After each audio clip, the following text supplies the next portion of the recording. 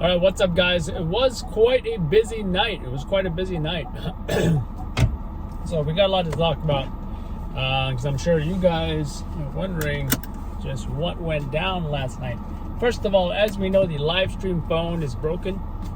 That's why we're not doing the live streams anymore. And yesterday is...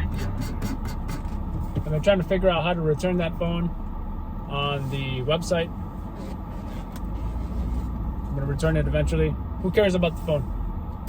Here's what happened last night, right? So, get to the city. Here, nothing really happens. It's pretty slow, actually. Suddenly, I hear about a stabbing. I want to say it's around 1 a.m.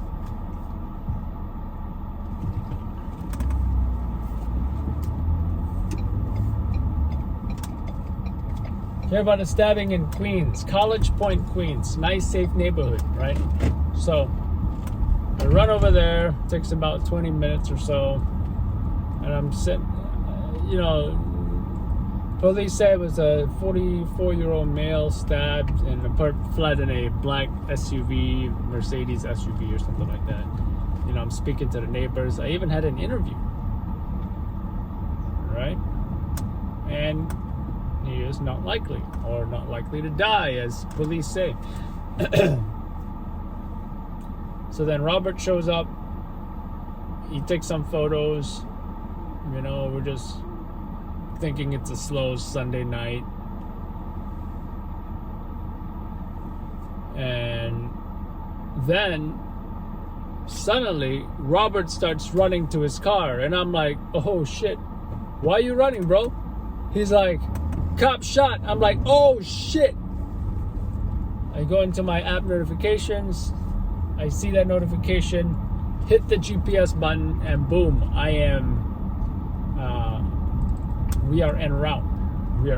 We get there pretty quickly. The ETA was about 12 minutes. I'm pretty sure I got there in about maybe 8 or so minutes, right? So as expected, about 100 cops there, ESU showing up, EMS showing up.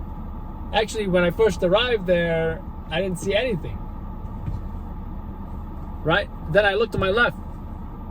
A few blocks down, 100 vehicles, police, EMS, no fire though, no fire. Fire did not show up. So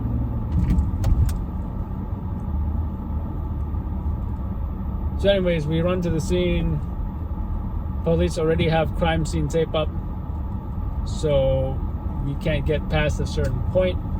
We do see, though, in the distance, we see a few ambulances, and one ambulance, the doors were open, right? So, and we see a young Hispanic male, maybe in his 20s. And he looks fine. He's, what police say is alert, awake, and alert and conscious and alert. Dude looks fine, right? I'm not sure if he got shot. I'm not sure if he is the gunman that shot the 2 cops. And yes, 2 cops did get shot by an illegal Venezuelan migrant.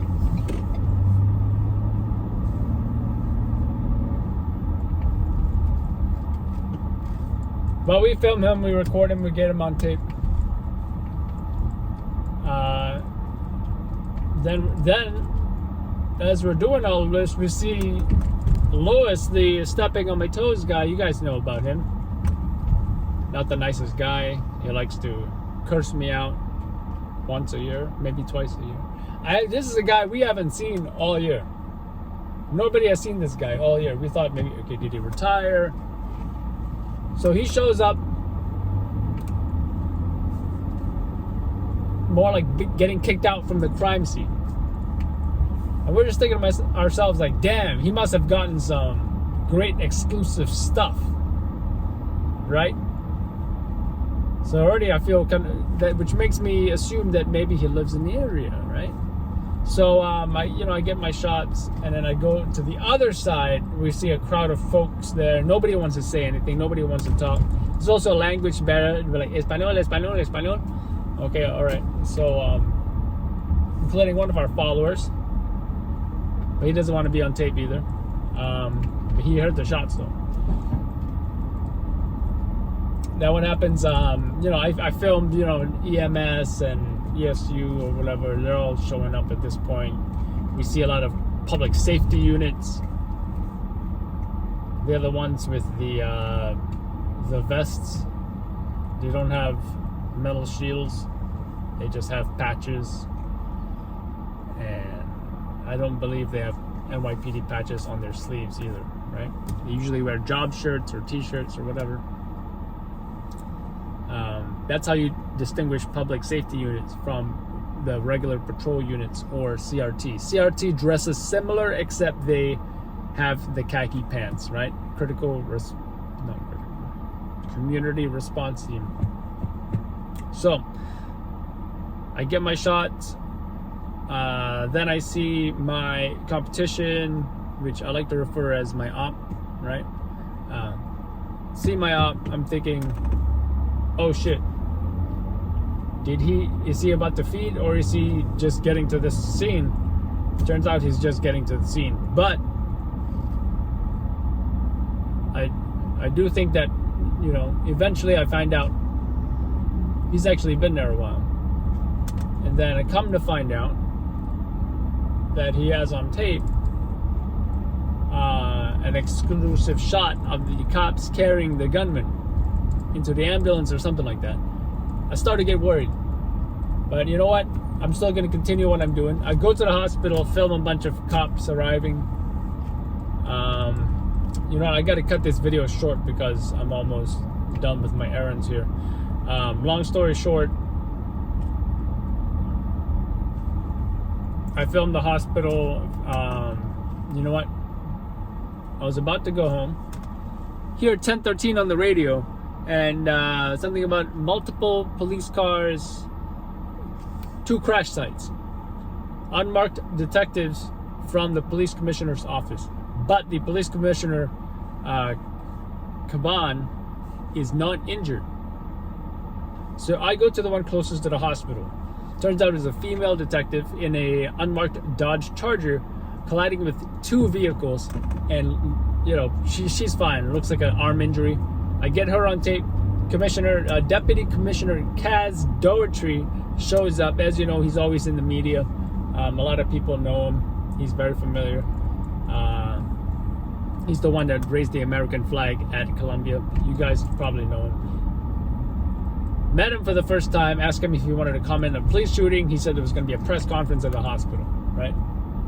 So I go back to the hospital, and by the way, you'll see that crash on the video. Go back to the hospital. They say the press conference is 5 a.m. It's around 4:15 a.m. I'm like, you know what? I'm done.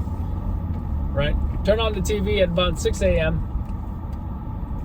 and boom, we get channel 2, we get channel 4, and eventually we find out we get channel 1, New York 1, and eventually we find out we make national news, Fox News, national news. So, that's about 3 local hits and 1 national hit. Can't complain considering I did not get that exclusive shot.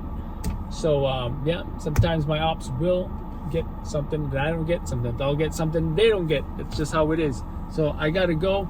Check out the full video on YouTube. Wild night.